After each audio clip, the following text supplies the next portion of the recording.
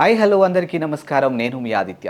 ఈరోజు నా ముందున్న గెస్ట్ ఎవరు అని చెప్పడం కంటే కూడా ఏంటి అని చెప్పడం చాలా ఇంపార్టెంట్ అని నాకు అనిపిస్తుంది. సో క్రియేటివ్ కన్స్ట్రక్షన్ ఫౌండర్, అలాగే జిల్లా licensed engineer association president, Andhra Pradesh football అసోసియేషన్కి వైస్ ప్రెసిడెంటు, అలాగే ప్రజా సమస్యల మేల్కొల్పు ఎండి, అలాగే రోటరీ క్లబ్ ఎలక్టెడ్ ప్రెసిడెంట్గా ఉన్నటువంటి ముని శ్రీనివాస్ గారు మనతో ఉన్నారు. సో వారిని అడిగి వారి సక్సెస్ గురించి మరిన్ని విషయాలు తెలుసుకునే ప్రయత్నం చేద్దాం. సో ఏ మాత్రం లేట్ చేయకుండా సార్తో మాట్లాడదాం. సార్ నమస్కారం. నమస్తే. ఎలా ఉన్నారు? ఫైన్. మీ గురించి అంటే చాలా మందికి మీ సక్సెస్ మాత్రమే తెలుసు, బట్ ఈ సక్సెస్ వెనకాల స్ట్రగ్లింగ్ అనేది డెఫినెట్గా ఉంటుంది. అవును. ఆ స్ట్రగ్లింగ్ కేవలం మీ ఫ్యామిలీ మాత్రమే చూసుంటారు. అవును. సో మీరు ఏం సాధించారు, ఎలా సాధించారని తెలుసుకునే దాని ముందు అసలు మీ ఫ్యామిలీ బ్యాక్గ్రౌండ్ ఏంటో తెలుసుకోవాలనుకుంటున్నాను నేను. యాక్చువల్గా మా ఫాదరు అప్పారావు గారు అండి. ఆయన మున్సిపాలిటీలో ఒక సాధారణ ఉద్యోగి. అలాగే నా మదర్ కూడా జిల్లా పరిషత్లో, ఆమె కూడా ఒక సాధారణ ఉద్యోగి. వాళ్ళు చదువుకొని ఆ ఉద్యోగం చేయబట్టి నాకు కూడా ఏంటంటే చిన్నప్పటి నుంచి కూడా ఈ సివిల్ ఇంజనీరింగ్ చేయాలి లేదా ఐపీఎస్ అవ్వాలని చెప్పి అనుకున్నాను. కానీ మ్యాక్సిమం మాకున్న పరిస్థితులు బట్టి సివిల్ ఇంజనీరింగ్ వైపు నాకు ఇష్టం ఉన్న కెరీర్ వైపు వచ్చాను అనమాట. ఇంజనీర్ అంటే అప్పట్లో సివిల్ ఇంజనీరే. ఇప్పుడు ఆ తర్వాత ఏంటంటే మెకానికల్, ఎలక్ట్రానిక్స్, కంప్యూటర్స్, ఆ తర్వాత కంప్యూటర్ సైన్స్ ఇవన్నీ వచ్చాయి. కానీ ఒక ఇంజనీర్ అనేసరికి ఎవరికైనా తట్టేది ఒక civil engineer, dams, constructions, buildings చేస్తారు. సో ఆ దిశగా నేను సివిల్ ఇంజనీరింగ్లో అడుగుపెట్టడం జరిగిందండి. అండ్ అంటే ఎందుకు సివిల్ ఇంజనీరే సెలెక్ట్ చేసుకున్నారు అని అంటే దానికి సంబంధించి బిహైండ్ ఇష్టం ఉంటుంది. ప్యాషన్తో అందరూ ఏదో ఒకటి చేయాలి అని ఒక తపంతో ఉంటారు. కానీ మిమ్మల్ని ప్రభావితం చేసిన అంశాలు కూడా కొన్ని ఉంటాయి. మా మదర్ అండి, మదరు జిల్లా పరిషత్లో సివిల్ డిపార్ట్మెంట్ చేయడం, వాళ్ళ ఆమె తాలూకు కొలీగ్స్ సివిల్ ఇంజనీర్స్, ఆ కల్చర్ అవన్నీ చూడడంతో నేను సివిల్ ఇంజనీర్ చేయాలని. తర్వాత దట్టు చిన్నప్పటి నుంచి కూడా ఈ బిల్డింగ్స్ సంబంధించి, ఇంజనీర్స్ సంబంధించి ఇవన్నీ కూడా కొన్ని స్టోరీస్ అవి వింటాం. మోక్షకొండ విశ్వేశ్వరయ్య గారు అని కానీ, లేకపోతే ఇంకా ఏమైనా ఎమినెంట్ ఇంజనీర్స్ గురించి వినటం కానీ, ఏదో మన లొకాలిటీలో ఉండే ఇంజనీర్ అనేసరికి ఆయన ఒక ఇంజనీర్ అని ఒక గొప్పగా అంటుండడంతో నేను ఇంజనీర్ అయితే బాగుంటుంది అని నాకు ఒక యాంబిషన్ అనమాట. ఓకే. ఆ యాంబిషన్తో 10th క్లాస్ పాస్ అయిన తర్వాత ఇంటర్మీడియట్లో కూడా జాయిన్ అవ్వడానికి ఇష్టం లేకుండా సివిల్ ఇంజనీరింగ్ పాలిటెక్నికల్ గుడ్లవల్లేరులో, కృష్ణా జిల్లా గుడ్లవల్లేరులో జాయిన్ అవ్వడం జరిగింది. ఇప్పుడు ఇది నెగిటివ్ వేలో మాట్లాడాలని కాదులే, కానీ మనం చేసే ఒక పనిలో మంచి చూస్తాం, చెడు చూస్తాం. ఒక పని చేస్తున్నాం అంటే వాట్ ప్లస్ వాట్ మైనస్ అనేది కూడా చూస్తుంటాం. So civil engineering, construction field డెఫినెట్గా బిల్డింగ్స్ కట్టడం కానీ, లేకపోతే వంతెనలు కట్టడం కానీ ఇలాంటివి ఉంటాయి. సమ్వేర్ అక్కడక్కడ మనం పేపర్స్లో చూస్తుంటాం, న్యూస్లో చూస్తుంటాం, నాణ్యత లోపించడం వల్ల ఫలానా ఇన్సిడెంట్ జరిగింది, ఇలాంటి ఫేస్ చేశారు అక్కడ ఉన్న పీపుల్స్, ఇలాంటి మాటలు వింటూ ఉంటాం. సో మరి మీకు ఎప్పుడన్నా అంటే లైక్ ఇలాంటి సిచ్యువేషన్స్ కానీ, లేకపోతే లైక్ ఇంట్లో వాళ్ళు కానీ వద్దు రిస్క్తో కూడుకున్న పని అది ఇట్లాంటి ఎప్పుడన్నా? నాకు ఎప్పుడు అనలేదండి అలాగా, వద్దని చెప్పుకొని ఎప్పుడు నాకు డిస్కరేజ్ చేయలేదు. సివిల్ ఇంజనీర్ చేస్తా అంటే అలాగే నీ ఇష్టం అని చెప్పని నాకు సివిల్ ఇంజనీరింగ్లోనే జాయిన్ చేశారు. సివిల్ ఇంజనీరింగ్ అనేసరికి ఏంటంటే మీరు అన్నట్టు ప్లస్ మైనస్ అనేసరికి, ప్లస్ అన్నది నేను ప్రైవేట్ ఫీల్డ్లో ఉన్న తర్వాత గవర్నమెంట్ ఫీల్డ్లో ఉన్నా సరే ఇందులో జాబ్ సాటిస్ఫాక్షన్ అన్నది ఉంటుందండి. ఎగ్జాక్ట్లీ. కాకపోతే ఏంటంటే హార్డ్ వర్క్. అంటే ఎవరైనా ఉదయం 10 గంటలకి ఆఫీస్కి వెళ్ళి మళ్ళీ ఈవినింగ్ హాయిగా ఇంటికి 5కు ఇలా వచ్చేవచ్చు. కానీ మాకేంటంటే ఉదయం అంతా ఫీల్డ్ ఉంటుంది, మళ్ళీ ఈవినింగ్ పేపర్ వర్క్ అది ఉంటుంది. ఆ విధంగానే నేను ప్రైవేట్గా కొన్నాళ్ళు చేసేటప్పుడు కూడా చాలా హార్డ్ వర్క్ చేసి చాలా కష్టపడాల్సి వచ్చింది. నేను ఎందుకు ఈ క్వశ్చన్ మిమ్మల్ని అడిగాను అని అంటే, మీకున్న ఎక్స్పీరియన్స్ చూస్తూ ఉంటుంటే ఐ థింక్ ఒక 2 జనరేషన్స్ అంటే మీ తర్వాత మీ శిష్యులు కానీ, లేకపోతే మీరు ట్రైన్ చేసిన వాళ్ళు కానీ చాలా మంది ఉంటారు. నా దగ్గర చేసే వాళ్ళు కూడా ఇప్పుడు ఇంజనీర్స్గా నా ఎగ్జాక్ట్లీ. సో మీరు చేసిన ఆ టైంకి ఈ టైంకి చాలా వేరియేషన్ కనిపిస్తుంది. అది టెక్నికల్ పరంగా అవ్వచ్చు, లేకపోతే వాళ్ళు తీసుకునే స్టడీ పర్పస్ అవ్వచ్చు, కోర్స్ ఏదైనా కానివ్వండి. ఎందుకంటే ఈ టైంలో మనం ఇన్సిడెంట్స్ చాలా ఎక్కువ చూస్తూ ఉన్నాం అనమాట. మేబీ అవి బిహైండ్ రీజన్స్ ఏమన్నా ఉండొచ్చు. సో ఇప్పుడు ఈ జనరేషన్కి మీలాంటి వాళ్ళు ఒక ఇలా చేస్తే బాగుంటుంది అన్న వే మీకు ఏమన్నా ఉంటుందా సార్ పర్టికులర్గా? ఇలా చేస్తే అంటే జనరల్గా ఎప్పుడైనా మనం ఏ కెరీర్లో అయితే ఉన్నామో అందులో సబ్జెక్ట్ ఎప్పటికప్పుడు అప్డేట్ అవుతుండాలండి. అప్డేట్ అవుతూ తర్వాత ఏంటంటే మనం చేసే పని మీద కూడా ఎప్పుడు కూడా ఇన్కమ్ ఎంత వస్తుందనో, లేకపోతే దాని మీద మనకి ఏంటి ప్రాఫిటబుల్ అవుతాము అన్నది అది పక్కన పెట్టాలి. అది ఫస్ట్ మాట్లాడుకున్నాం తర్వాత ఏంటంటే మనం చేసే వర్క్ మీద డెడికేషన్ చూపించాలి. అంటే వర్క్ కష్టపడి చేయకూడదు, ఇష్టపడి చేస్తే ఏ కెరీర్లో ఉన్నా సరే కంపల్సరీ ఖచ్చితంగా మనం సక్సెస్ అవుతాం. అండ్ ఇప్పటి వరకు మీరు చేసిన వాటిలో the best projects? Best projects అంటే బిల్డింగ్స్ ఉన్నాయండి. బిల్డింగ్స్తో పాటు పబ్లిక్ బిల్డింగ్స్ అంటే టెంపుల్స్ అని కానీ, ఎగ్జాక్ట్లీ సర్వీస్ సెంటర్స్ కానీ ఇటువంటివి చేశాను. వాటిల్లో నాకు చాలా సాటిస్ఫాక్షన్. ఫలానా శ్రీనివాస్ గారితో ఇంటర్వ్యూ అన్నప్పుడు, శ్రీకాకుళంలో ఇంటర్వ్యూ జరుగుతుంది అనుకున్నప్పుడు, ఇవన్నీ బిహైండ్ అంటే ఇప్పుడు నేను వచ్చి డైరెక్ట్ ఇక్కడ కూర్చోలేను, మీ గురించి వాట్ ఈజ్ వాట్ అనేది నాకు తెలియాలి. సో ఆ తెలిసే క్రమంలో నేను తెలుసుకుంది ఏంటి అని అంటే టెంపుల్స్కి కూడా, అంటే స్టోన్స్కి సంబంధించి, I mean Puttaparthi Sathya Sai Baba something ఇలాంటివి కొన్ని కూడా మీరు చేశారు అని. సో మీరు చెప్తే వినాలనుకుంటున్నాను సార్. యాక్చువల్గా అసలు first of all building planning చేయడం అనేది దీంట్లో ప్లానింగ్లో ఫస్ట్ నేను కన్సల్టెన్సీలో 1 year చేసిన తర్వాత మరొక 1 year కృష్ణా జిల్లాలో రోడ్ వర్క్లో చేశాను. ఆ రోడ్ వర్క్ కూడా చేసేటప్పుడు కూడా ఒక మనిషి ఇంత కష్టపడొచ్చు అని అక్కడ నాకు ఆ కాంట్రాక్టర్ దగ్గర తెలిసిందనమాట. అంటే ఎర్లీ మార్నింగ్ 6 o'clock ఫీల్డ్కి వెళ్ళిపోవడం, అందులో అటు సైడ్ చాలా ఎండలు అవి చాలా ఎక్కువ ఉంటాయి.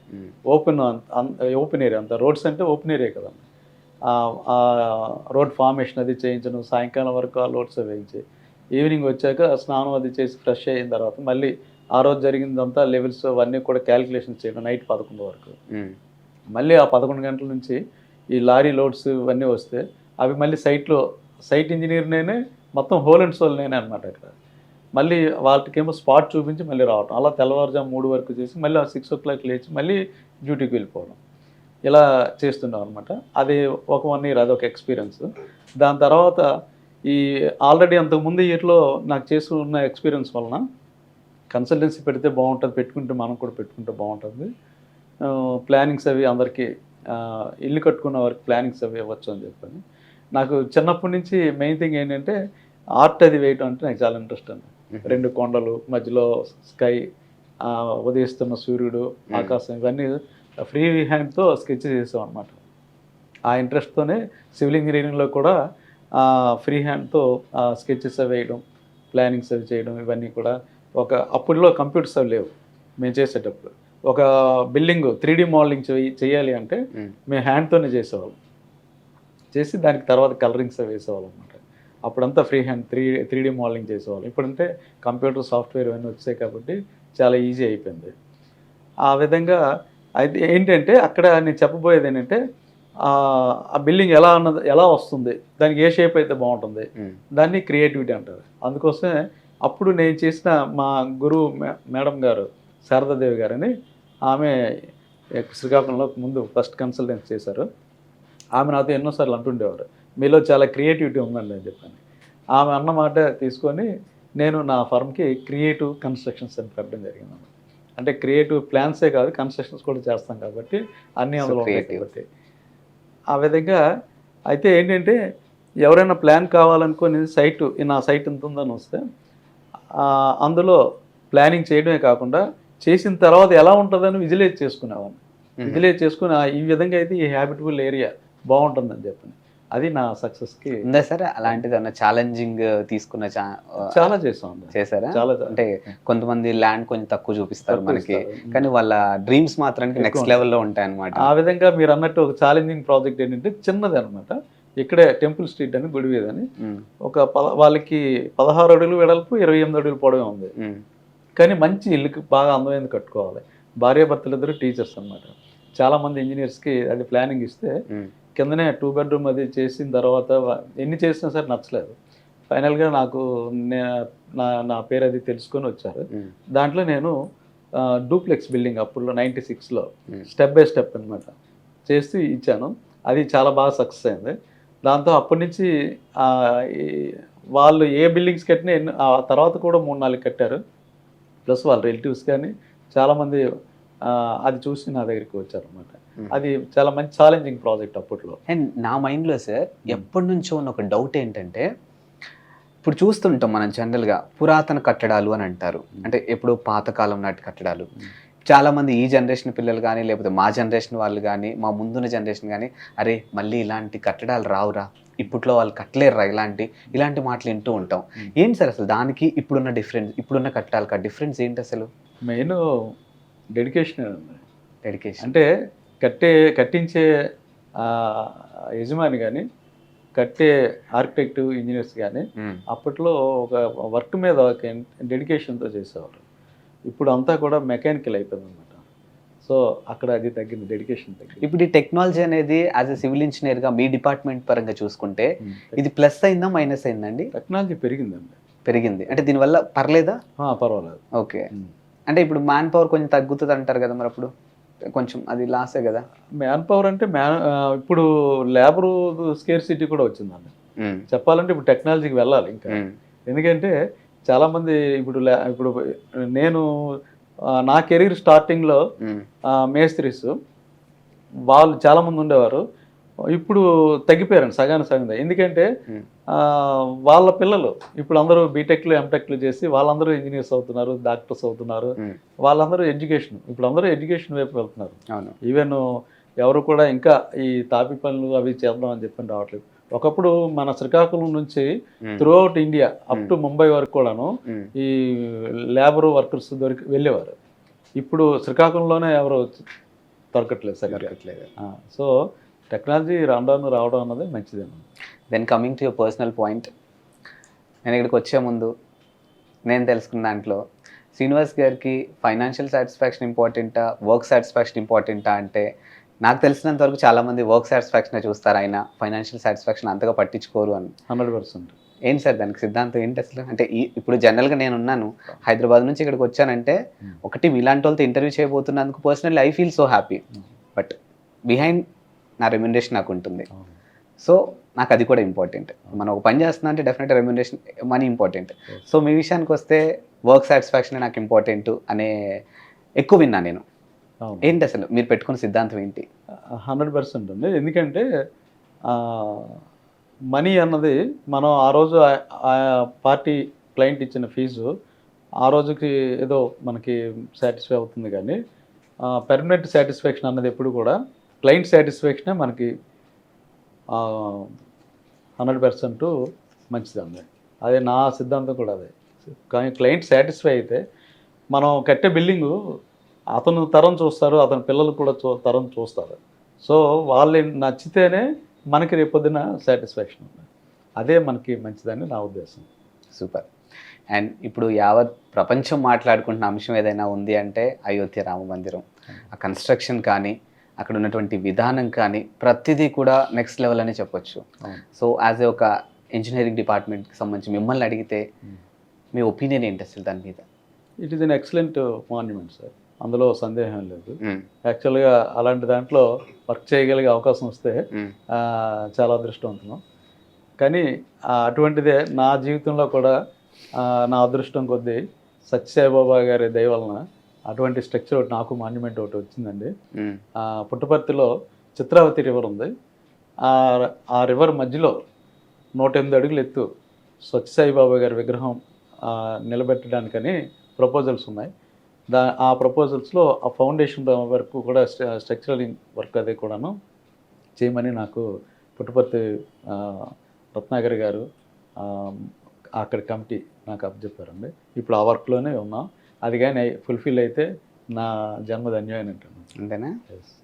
అండ్ మీ గురించి ఇంకా మాట్లాడాలి అని అంటే నాట్ ఓన్లీ కన్స్ట్రక్షన్ ఫీల్డ్, మీరు ఆంధ్రప్రదేశ్ ఫుట్బాల్ అసోసియేషన్కి వైస్ ప్రెసిడెంట్గా ఉన్నారు. అట్ ద సేమ్ టైం ప్రజా మేల్కొల్పు సమస్యల పట్ల ఎండీగా ఉన్నారు. అండ్ ఇవన్నీ ఎలా బ్యాలెన్స్ చేసుకోగలుగుతున్నారు అసలు? నాకు ట్రెజరర్గా ఇచ్చారనమాట. తర్వాత మళ్ళీ బాడీ మారిన తర్వాత నాకు మళ్ళీ 1 year ఆంధ్రప్రదేశ్ ఫుట్బాల్ అసోసియేషన్ ప్రెసిడెంట్గా చేశాను. అది నాకు చాలా అదృష్టం. ఎందుకంటే Andhra Pradesh football association state president అంటే మాటలు కాదండి. అది ఒక ఎంపీ గారు లేకపోతే ఎమ్మెల్యే మినిస్టర్ గారు ఎవరు చేయాల్సినటువంటి పోస్ట్ అనమాట అది. అది పూర్వజన్మ సుకృతం లేకపోతే నేను చేసిన మంచి పనుల వలన అది అనుకోకుండా నాకు వరించింది. దానికి కారణం ఏలూరు ఎంపీ గారు కోటగిరి శ్రీధర్ గారు అండి. ఈ సందర్భంగా ఆయనకి మరొకసారి కృతజ్ఞతలు కూడా తెలియజేస్తున్నాను. ఆ తర్వాత కూడా మళ్ళీ ఎలక్షన్స్ అవి ఇదైన తర్వాత ఇప్పుడు ప్రజెంట్ నన్ను అంటే నేను ప్రెసిడెంట్ అయిపోయిన తర్వాత దిగిపోతానంటే ఆయన ఒప్పుకోలేదు. లేదు మీరు ఉండాలి, మీ సర్వీసెస్ మన ఏపీఎఫ్ఏకి అవసరం అని చెప్పని మళ్ళీ వైస్ ప్రెసిడెంట్ 1గా ఉంచారండి. ఇప్పుడు అదే కంటిన్యూ అవుతుంది ఫర్దర్ 4 years వరకు కూడా.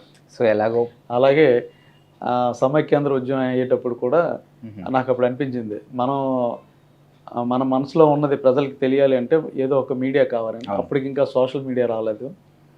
సో అప్పుడు ఒక వీక్లీ పేపర్ ప్రజా సమస్యలు మేలుకొల్పి, అంటే ప్రజల యొక్క సమస్యల మీద అధికారులని మేలుకొల్పాలనే ఉద్దేశం మీద అదే టైటిల్తో ఒక వీక్లీ పేపర్ కూడా తెలుగు పేపర్ స్టార్ట్ చేశాను. అప్పటి నుంచి అది కూడా రన్ చేస్తున్నాను. అండ్ ఎలాగో పాలిటిక్స్ టాపిక్ వచ్చింది కాబట్టి ఇన్ని అంశాలు అండ్ చాలామంది ఎంప్లాయీస్ ఉన్నారు అండ్ చాలా విషయాలు మీరు పార్టిసిపేట్ చేస్తూ ఉన్నారు అండ్ ఒక సోషల్ యాక్టివిటీగా కూడా పనిచేస్తున్నారు. సో మరి ఇవన్నీ బేస్ చేసుకొని చూస్తే ఫ్యూచర్లో శ్రీనివాస్ గారిని మేము పాలిటిక్స్లో చూడొచ్చా? నో సార్, నాకైతే ఇంట్రెస్ట్ లేదు. ఓకే, ఇక్కడ శ్రీకాకుళం జిల్లాలో అంత అవకాశం కూడా అవకాశం వస్తే చెప్పలేమండి. కానీ నాకైతే ప్రత్యేకించి వెళ్ళాలనే కోరిక అయితే లేదు. సివిల్ ఇంజనీర్ అవ్వాలని కోరిక ఉండేది కానీ పాలిటిక్స్లో వెళ్ళాలని కోరిక లేదు. ఓకే, అది ఇందులోనే నా కెరీర్లోనే ఇంకా హయ్యర్ మంచి మంచి ప్రాజెక్ట్స్, అంటే ప్రజలకి పనికొచ్చేవి, గుర్తుండేవి కొన్ని సర్వీసు సెంటర్స్ సక్సెస్ సంస్థల ద్వారా చేస్తున్నాను. అటువంటివి చేస్తూ అలాగే టెంపుల్స్ కన్స్ట్రక్షన్స్ కూడా చేస్తూ ఈ కెరీర్ ముగించినా కానీ నాకు పాలిటిక్స్లో అయితే వెళ్ళే ఇంట్రెస్ట్ లేదన్న. అండ్ ఇంకొకటి సార్, ఇప్పుడు ఆధ్యాత్మికకి సంబంధించిన ఏవైతే టెంపుల్స్ ఉన్నాయో ఈ కట్టడాలకి మన రెగ్యులర్ లైఫ్ స్టైల్లో కాంప్లెక్స్లు కానీ లేకపోతే ఉండడానికి ఇల్లులు కానీ ఏముంటాయి సార్ ఆ డిఫరెన్స్? అది మన మామూలు బిల్డింగ్స్ దీని వాస్తు వేరండి. అది టెంపుల్స్ బిల్డింగ్ అనేసరికి అది ఆగమ శాస్త్రం అది వస్తుంది.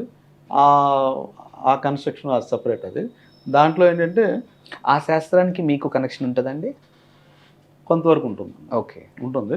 అంటే అది కూడా మేము ఫాలో అవుతూ ఆగమ శాస్త్ర ప్రకారంగా శిల్పి స్థపతి గారు ప్లానింగ్ అది చెప్తారు. దానికి కింద foundation work, civil engineering work అందులో ఏదైతే ఉందో అదంతా కూడా నేను చేసిస్తా ఉంటాను. మిగతా శిల్పి వర్క్ శిల్పులు ఉంటారు, వాళ్ళు ఆ పైన సూపర్ స్ట్రక్చర్ అనేది కంప్లీట్ చేస్తారు అన్నమాట. ఓకే, స్లాబ్స్ ఏమైనా వేయాలన్నా లేకపోతే వాళ్ళు చేసే స్ట్రక్చర్కి ఫౌండేషన్ ఏది చేయాలన్నా ఫౌండేషన్ బేస్మెంట్ వర్క్ మేము చేసిస్తాం. అంటే అలాగే ఒక ఏమైనా స్టాట్యూస్, అంటే ఆంజనేయ స్వామి స్టాట్యూ కానీ ఆ కోవిల్లోనే ఇంకా రకరకాల కొన్ని పెద్ద స్టాట్యూస్ నిలబెట్టాలంటే వాటికి కూడా ఆ స్టాట్యూ నిలబెట్టడానికి తగిన సివిల్ ఇంజనీరింగ్ టెక్నాలజీ అంతా మేము కన్సల్టెన్సీ ఇస్తాం.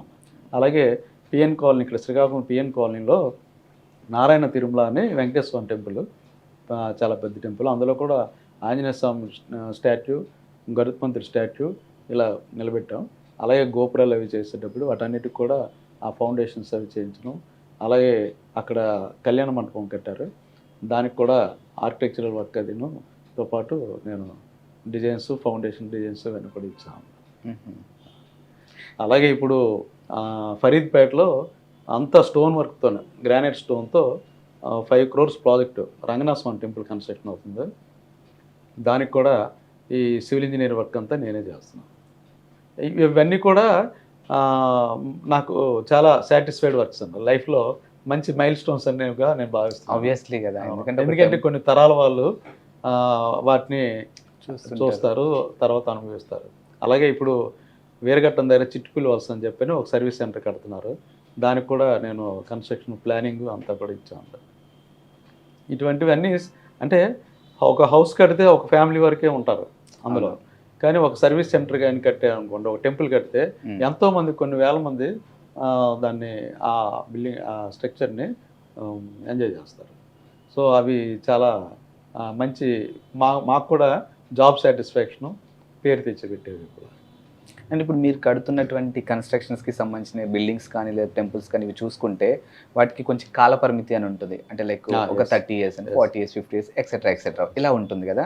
సో అది ఏ బేస్ చేసుకొని చెప్తారు సార్? అంటే ల్యాండ్ బేస్ చేసుకొని చెప్తారా, లేకపోతే కన్స్ట్రక్షన్ బేస్ చేసుకొని చెప్తారా, మనం వాడే మెటీరియల్ బట్టి చెప్తారా? దాన్ని వాడే మెటీరియల్ బట్టి ఉంటుందండి. మెటీరియల్ క్వాలిటీ, వాటి ప్రపోర్షన్ అది ఉంటుంది. ఇప్పుడు ఎగ్జాంపుల్గా చెప్పాలి అంటే రామ మందిరం ఉంది ప్రతిష్ట, అది చాలా ఇయర్స్కి ఇచ్చినారు మనకి. ఐ థింక్ 2000 years సంథింగ్ ఎంతో ఇచ్చినట్టున్నారు. సో అది ఇవన్నీ ఏ బేస్ చేసుకొని క్యాలిక్యులేషన్ ఇస్తారు? అది దానికోసం ఏంటంటే వాళ్ళు ఆ మెటీరియల్స్ ప్రపోర్షను, అంటే ఇప్పుడు ఐరన్ సిమెంట్ వాడితే సిమెంట్ తాలూకా బాండింగ్ స్ట్రెంత్ ఇంతకుముందు 100 yearsగా ఎక్స్పెక్ట్ చేసి దాన్ని బట్టి వాల్యుయేషన్స్ అవి ఇచ్చేవాళ్ళం. ఇప్పుడు అది కూడా తగ్గిపోయింది ఇది. మనకు పూర్వం మీరు చూస్తూ ఉంటారు టెంపుల్స్ రాయితో కట్టినవి అవి కూడా. అవి కొన్ని వందల వేలు ఏళ్ళైనా సరే ఇప్పటికీ చెక్కు చెదరకుండా ఉన్నాయి. అంటే స్టోన్ స్ట్రక్చర్స్ అనేవి మీకు ఎప్పుడు పడవండి. కానీ మనం ఈ స్టీల్ వాడితే ఆ స్టీల్ కొన్నాళ్ళకి రస్ట్ పడుతుంది. అలాగే సిమెంట్ కూడా వాటర్తో కలిసిన తర్వాత కెమికల్ రియాక్షన్ జరిగి బాండింగ్ వస్తుంది. మళ్ళీ దానికి అది కొన్నాళ్ళు సర్వీసబిలిటీ అనేది అనుకుంటాం అన్నమాట. ఆ సర్వీసబిలిటీ ఎక్స్పెక్టెడ్ సర్వీసబిలిటీ ఏంటంటే మనం ఇంతకుముందు 100 years అనుకున్నాం, ఇప్పుడు అది 60-70 yearsతో సరి అయిపోతుంది. సో సిమెంట్తో కన్స్ట్రక్షన్ చేసినా కూడా మళ్ళీ దాని తాలూ సర్వీసబిలిటీ తగ్గిపోతుంది. అందుకే అక్కడ కంప్లీట్గా ఇప్పుడు స్టోన్ అన్నది ప్రిఫర్ చేస్తున్నాను. అంటే ఎక్కువ కాలం మనకి తరాలు చూడాలి అనుకుంటే స్టోన్ అన్నది మీకు ఎప్పటికీ డికే అవ్వదండి. ల్యాండ్ కూడా ఉంటుంది, అంటే ల్యాండ్ బేస్ ల్యాండ్ బేస్ కూడా ఉంటుందమ్మా. ల్యాండ్ కూడా సాయిల్ టెక్నాలజీ అనమాట. జనరల్గా రాకీ ఏరియా అయితే బాగుంటుంది. లేనప్పుడు ఏంటంటే దాన్ని సాయిల్ స్టెబిలైజేషన్ అన్నది చేసి ఆ ల్యాండ్ ఏంటంటే స్ట్రెంథన్ చేస్తారు. ఏదైతే పార్ట్ మన స్ట్రక్చర్ కడతాం స్ట్రెంథన్ చేసి అప్పుడు దాని మీద స్ట్రక్చర్ కడతారు. రామ మందిరం కూడా అలాగే కిందకి ఒక 20 meters మొత్తం డెప్త్ సాయిల్ తీసేసి దాన్ని స్టెబిలైజేషన్ తీసుకొచ్చారు. Coming to your personal point, ఇంత సక్సెస్ కెరియర్ సార్, ఫ్యామిలీ పరంగా కానీ ప్రొఫెషనల్ లైఫ్లో కానీ చాలా మంచి సక్సెస్ కెరియర్ అండ్ ఎన్నో అద్భుతాలు ఇలా అలా అంచెలంచెలుగా ఎదుగుతూ వస్తున్నారు. ఇప్పటి వరకు మీ లైఫ్లో ఎవరితో షేర్ చేసుకోలేంది మీరు ఫేస్ చేసినటువంటి ఒక వరస్ట్ సిచ్యువేషన్ సార్? ఎందుకంటే చాలా మందికి శ్రీనివాస్ గారి యొక్క సక్సెస్ మాత్రమే కనిపిస్తుంది, ఆయన ఎదిగింది మాత్రమే తెలుస్తుంది, కానీ దాని వెనకాల ఎన్నో ఆటుపోట్లు ఉంటాయి, దాని వెనకాల ఎంతో స్ట్రగ్లింగ్ ఉంటుంది, ఎవరికీ తెలియకుండా కన్నీళ్ళు పెట్టుకునే సందర్భాలు కూడా చాలానే ఉంటాయి. సో అలా మీ లైఫ్లో ఏంట్రా ఇది అన్న ఒక సిచ్యువేషను? అంటే నేను కన్స్ట్రక్షన్స్తో పాటు లేఅవుట్స్ కూడా కొన్ని వేసాను. ఆ లేఅవుట్స్ వేసేటప్పుడు అందులో ఈ సైట్ డిస్ప్యూట్స్ వలన ఒకరు కన్జ్యూమర్ కోర్టు వెళ్ళిన తర్వాత అది నా వరకు రాకుండా అక్కడ మేనేజ్ చేసి ముందే ఆర్డర్ తెప్పించేసి తర్వాత కానీ నాకు తెలియలేదు. అది తెలిసిన తర్వాత నాకు జరగని అన్యాయం కోసం దానికి న్యాయం చేసుకోవడం కోసం 12 years నేను ఫైట్ చేశాను, కానీ నేను అయితే బెండ్ అవ్వలేదండి. ఆ విషయంలో అప్పుడు కోర్టుకి వెళ్ళేటప్పుడు అప్పుడును మనం ఇంత మంచిగా వెళ్తున్నా కూడా ప్రపంచం ఇలా ఉంది, మనల్ని ఇలాగా సాధిస్తుందని చెప్పని బాధపడిన క్షణాలు ఉన్నాయండి. ఎనీహో పట్టుదలతో మా లాయర్ గారికి కూడా ఎన్నోసార్లు అనేవారు, ఏంటి అంటే నన్ను టెస్ట్ చేయడానికి అనేవారేమో మరి జయంతి గారని. ఆయన నా వెన్నంటూ ఉండి కేసు మొత్తం ఆయన డీల్ చేసి ఫైనల్గా నాకు విజయం సాధించి పెట్టారు. అలాగే హైదరాబాద్లో ఎం హరిబాబు గారని ఆయన కూడా నాకు ఈ విషయంలో హైకోర్టులో చేశారన్నమాట. అయితే ఏంటంటే నేను ఎంతకైనా వెళ్ళాను కోర్టులో పోరాడాను, కానీ నేను ఎప్పుడూ బెండ్ అయ్యి కాంప్రమైజ్ అయ్యి వాళ్ళు అడిగిన అమౌంట్స్ అది ఇవ్వడం అది చేయలేదు. ఎందుకంటే నేను తప్పు చేయలేదు కాబట్టి నేను చేయలేదు. తప్పు చేస్తే మాత్రం ఈ వాళ్ళే కాదండి, ఎవరైనా సరే ఎక్కడైనా సరే నాది ఏదో తప్పు ఉందంటే వెంటనే ఒప్పుకుంటాను, ఒప్పుకునే ధైర్యం నాకు ఉంది. కాబట్టి అది తప్పు చేయలేదు కాబట్టి నేను పోరాడాను. ఆ పోరాడినప్పుడు ఆ కోర్టుకి వెళ్ళేటప్పుడు చేసేటప్పుడు అప్పుడు కొద్దిగా బాధ అనిపించేది. ఎనీహో ఫైనల్గా భగవంతుడు నాకు అంటే నాకు విజయం సాధించి పెట్టాడు అనికంటే న్యాయాన్ని గెలిపించాడు. సార్ ఫైనల్గా నేను ఇంటర్వ్యూ క్లోజ్ చేసే ముందు ఒక 3 questions మిమ్మల్ని అడగాలనుకుంటున్నాను అండ్ మీ దగ్గర నుంచి తెలుసుకోవాలి అని అనుకుంటున్నాను. సో మీరు ఎలాగో కన్స్ట్రక్షన్ ఫీల్డ్లో ఉన్నారు, క్రియేటివ్ కన్స్ట్రక్షన్ ఒక ఆర్గనైజేషన్ రన్ అవుతుంది సక్సెస్ఫుల్గా, ఎంతోమంది ఇంజనీర్స్ని చూస్తూ ఉన్నారు మీరు కూడా. సో అప్కమింగ్ ఇంజనీర్స్కి కానీ ఇప్పుడు చేస్తున్న పిల్లలకి కానీ మీరేం సజెషన్ ఇవ్వదలుచుకున్నారు? అదేనండి, అంటే సంపాదించొద్దని ఎవరికి చెప్పం, కానీ అట్ ద సేమ్ టైం ఏంటంటే వర్క్ మీద డెడికేషన్ ఉండాలి. ప్లస్ అవతల మనకు వాళ్ళు ఇల్లు కట్టుకునేటప్పుడు మన మీద ఎంతో నమ్మకంతో వస్తారు, మనం పూర్తిగా న్యాయం చేయగలగాలి. అక్కడ ఏంటంటే మనం ఈ ఫీజు అని కానీ లేకపోతే అమౌంట్ అని కానీ వాటి గురించి కాకుండా వాళ్ళకి సాటిస్ఫై చేసి మనం పంపించాలన్నమాట. అదే నేను నా సక్సెస్ కూడా కారణం అదే, వాళ్ళకి కూడా అదే, అంటే వర్క్ మీద డెడికేషన్ చేయమని చెప్తున్నాను. అండ్ సెకండ్ క్వశ్చన్, ఇప్పుడున్నటువంటి ప్రజా సమస్యలు ఏవైతే ఉన్నాయో లేకపోతే ప్రస్తుతం ఉన్నటువంటి పరిస్థితులు ఏవైతే ఉన్నాయో అవన్నీ మనకు కళ్ళకు కట్టినట్టు రెగ్యులర్గా చూస్తూనే ఉన్నాము. మంచి ఎంత ఉందో దానికి డబుల్ చెడు కనిపిస్తుందేమో అనిపిస్తుంది సమాజంలో. సో ఒక ప్రజా సమస్యలపై అంటే ఏదైతే మీరు ఒక ఎండీగా ఉన్నారో దీనిపై మీరు ఏం కామెంట్ అసలు? సమస్యలు అయితే మనకి నిత్యం అది మెయిన్ ఏంటంటే సమాజంలో బాగా అంటే ప్రతి వారు ఎవరికి వారు ఇంకా దాని గురించి వెళ్తే ఇంకా అది డిఫరెంట్ సబ్జెక్ట్ అండి అది. ఫెయిర్గా అప్పుడు ఏంటంటే నాలో ఉన్న ఇంజనీర్ పక్క తప్పుకొని ఒక ఏంటంటే ఒక విలేకరిగా లేకపోతే ఒక మీడియా పరంగా ఉన్న భావాలు అంటే నిర్భయంగా మాట్లాడితేనే. అవును. అంటే నేను చిన్నప్పుడు మా భారతం, బొమ్మరిల్లు, చందమామ, మహాభారతం ఇవన్నీ కథలు చదివాను. అందులో ఎప్పుడు కూడా హెల్ప్ చేయాలి, అంటే హీరో అంటే ఎలాగంటే రాముడు అంటే అంత మంచి ఇవన్నీ ఉండేవి. అవి కొద్దిగా వంట పడతాయి. అది ఇప్పుడు ఆ మోరల్ అవన్నీ కూడాను సత్యసాయి సంస్థల్లో బాల వికాస్లో చెప్తున్నారు, కానీ బయట ఆ మోరల్ వాల్యూస్ ఉన్న ఎడ్యుకేషన్ లేదు. ఆ ఎడ్యుకేషన్ మెయిన్ రావాలండి. అదేంటంటే సమాజంలో అనేసరికి నేను దానికి ఒక బెస్ట్ ఎగ్జాంపుల్ చెప్తాను. కింద అంటే మా ఇంజనీరింగ్ దీంట్లోనే ఆ చిన్న ఎలక్ట్రీషియను, లేబర్ దగ్గర నుంచి పెద్ద పొలిటీషియను, మినిస్టర్ వరకు కూడా ఎవరి లెవెల్లో వాళ్ళు ఎదుటి వాళ్ళని దోచుకోవాలన్న ఒక యాటిట్యూడ్ వచ్చింది. దానికి ఎగ్జాంపుల్ ఏంటంటే సపోజ్ ఒక ఎలక్ట్రీషియన్ ఉంటాడు, ఏదో రిపేర్ వచ్చిందని చెప్పని పిలిచిన తర్వాత లేదా మనం పిలుస్తాం. రూల్ వల్ల నీకు ఈ ఫైల్ అవ్వదన్న వారు డబ్బులు ఇస్తే ఆ తర్వాత ఎలా వస్తుందండి? అంటే తను రిస్క్ తీసుకుంటున్నాడనా లేకపోతే రూల్కి వ్యతిరేకంగా వెళ్తున్నాడనా? ఇలాగ రూల్స్ చూపించి కూడా. అలాగే ఒక మినిస్టర్ పొలిటికల్గా వెళ్ళాం అనుకోండి, వాళ్ళు కూడా ఏం చేస్తున్నారు, మనల్ని అంటే ప్రజల్ని వాళ్ళ లెవెల్లో వాళ్ళు దోచుకుంటారు. కాబట్టి ఆ దోపిడీ అన్నది తగ్గాలండి. ఎదుటి వాళ్ళు వచ్చారు కదా అని చెప్పాను మనం దోపిడీ అంటే నేను వాళ్ళనే కించపరచట్లేదు. ఈవెన్ మా ఇంజనీర్స్లో అయినా సరే అనుకోండి, సపోజ్ తీసుకోండి, పార్టీ వచ్చాడంటే తనకేం తెలియదు, నథింగ్. వస్తాడు, వచ్చిన తర్వాత ఓ ప్లాన్ పెట్టమంటారు. పెట్టేటప్పుడు మేము ఎన్నో చెప్పి దోచేయవచ్చు, కానీ అది వద్దంటున్నాను. ఫెయిర్గా ఉండాలి, మంచిగా ఎప్పుడైనా సరే మనం మంచిగా సంపాదించిందే మనకి అవుతుందండి. అన్యాయంగా సంపాదించింది ఎప్పుడు కూడా నిలబడదు. కాబట్టి ఇలా ఆయన నిత్యం ఇప్పుడు మీరు అంటే ఓ బ్యాంక్స్ తీసుకోండి, లేకపోతే ఏవైనా ఇన్సూరెన్స్లు తీసుకోండి. ఇన్సూరెన్స్ మొన్న కోవిడ్ వచ్చింది, 10 నెలల పాటు లాక్డౌన్ వచ్చింది. ఆ లాక్డౌన్కి ముందు మీరు ఇన్సూరెన్స్ చేశారా మీ వెహికల్కి? ఆ 10 నెలలు అయిన తర్వాత మీకు ఇన్సూరెన్స్ ఎక్స్టెన్షన్ చేశారా లేకపోతే మళ్ళీ చేయించారా? మరి 10 నెలల ఇన్సూరెన్స్ ఏమైనట్టు? అలాగే ప్రతి రంగంలో కూడా ఏం చేస్తున్నారంటే దోపిడీ స్వార్థం. అంటే ఓవర్ ద నైట్ ఏదో సంపాదించాలి అయిపోవాలి. ఎంత సంపాదించింది వాడు పట్టుకెళ్ళగలడా అంటే పట్టుకెళ్ళాడు. షుగర్లు, బీపీలు సరైన ఒక స్వీట్ తినలేరు, ఏం చేయలేరు. సరే మనం అంత బాగా సంపాదిస్తాం, మన పిల్లలు మనకి ఆ లాస్ట్ మూమెంట్లో ఆ డబ్బు కోసం చూస్తారు, కానీ మన కోసం ఉండదు. అంటే ఒక 2 తరాలకు మర్చిపోతారు. సో చుట్టూ ఈ ప్రజల్లో అంటే ప్రజల్ని ఈ విధంగా ఈ మోసం చేస్తూ లేకపోతే ఈ సమస్యలు, రకరకాల సమస్యలు, వాటిలో అవేర్నెస్ తేవాలని చెప్పని, అందుకే నా పేపర్ కొటేషన్ కూడా అవేర్నెస్ కాల్ అని చెప్పని పెట్టాను.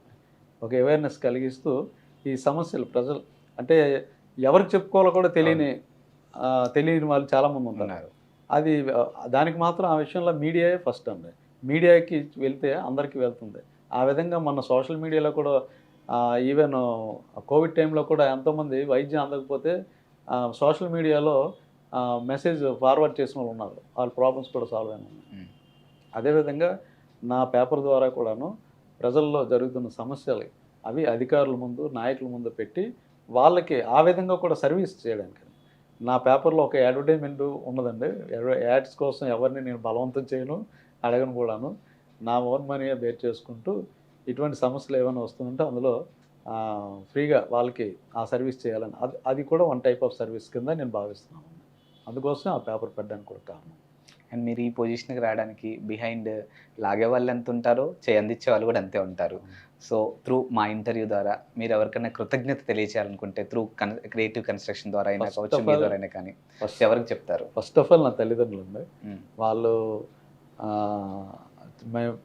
మా చిన్నప్పుడు బాగా అంటే బిలో మిడిల్ క్లాస్ అయినా సరే కూడా వాళ్ళు నేను సివిల్ ఇంజనీరింగ్ చదువుతానంటే కష్టపడి నా తల్లి తండ్రి ఇద్దరు కూడా నన్ను ఇంజనీరింగ్ చేయించారు. ఫస్ట్ వాళ్ళకి నా కృతజ్ఞతలు. అలాగే మీరు అన్నట్టు కష్టాలు నష్టాలు ఇవన్నీ ఉన్నప్పుడు కూడాను నా వెన్నంటుంటూ నా భార్య నన్ను అర్థం చేసుకుంటూ ప్రతి ఇష్యూలో కూడా నాకు కోఆపరేట్ చేస్తూ నాకు సపోర్ట్ చేసింది. తనకి కూడా నా యొక్క కృతజ్ఞతలు. అలాగే ఫ్రెండ్ సర్కిల్లో కూడా నాకు ఇప్పటికి కూడా చాలామంది స్నేహితులు త్రూఅవుట్ స్టేట్ వైడ్ కూడా ఉన్నారు. నేను ఏదైనా ప్రాబ్లం వచ్చిందని చెప్తే ఇమ్మీడియట్గా వాళ్ళు కూడా స్పందిస్తున్నారు. స్టేట్లో కమలాకర్ రెడ్డి గారని, సతీష్ అని, కామేష్ అని, అలాగే శ్రీనివాస్ గారని, అలాగే చాలామంది ఒక పేరు చెప్తే ఇంకో పేరు చాలామంది ఉన్నారు. అలాగే శ్రీకాకుళం టౌన్కి వచ్చేసరికి నా అసోసియేషన్ సభ్యులందరూ కూడా నాకు సపోర్ట్ చేస్తుంటారు.